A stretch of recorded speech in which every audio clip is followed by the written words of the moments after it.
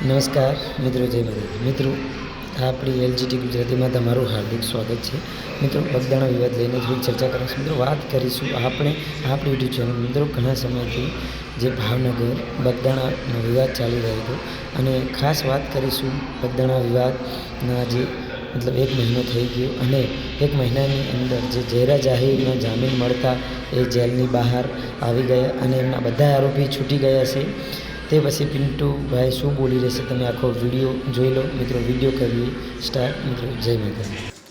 મારા બેટું કહેવું પડે હો, ગુજરાતનો કાયદો અને વ્યવસ્થા કેટલી કથિત હાલતમાં છે. એક ધારાસભ્યને 86 દિવસ સુધી જામીન નથી મળતા, ખાલી એક કાચનો ગ્લાસ ફેંકવાથી.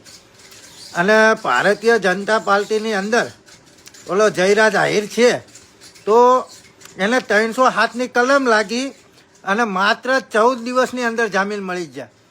એટલે ખરેખર ગુજરાતની અંદર કાયદો અને વ્યવસ્થા બહુ વિચારવા જેવી વાત છે કે ભારતીય જનતા પાર્ટીમાં હોય અને તમે ગમે એ કરો, ગમે એટલી ગુંડાગર્દી કરો તો આ તમને જામીન મળી જાય.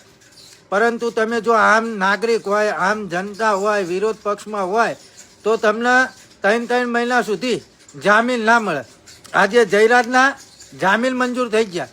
વિચારવા જેવી વાત કહેવાય કે 307ની કલમ લાગેલી અને એમ છતાં 14મા દિવસે જામીન મળ્યા અને પાછો એને ગોતવામાં 1 મહિનો થયો અને તોય 14 દિવસને જામીન મળી ગયા. તમે વિચાર તો કરો, આ કઈ રીતનો કાયદો છે, આ કઈ રીતની વ્યવસ્થા છે. બહુ વિચારવા જેવી વાત છે મિત્રો.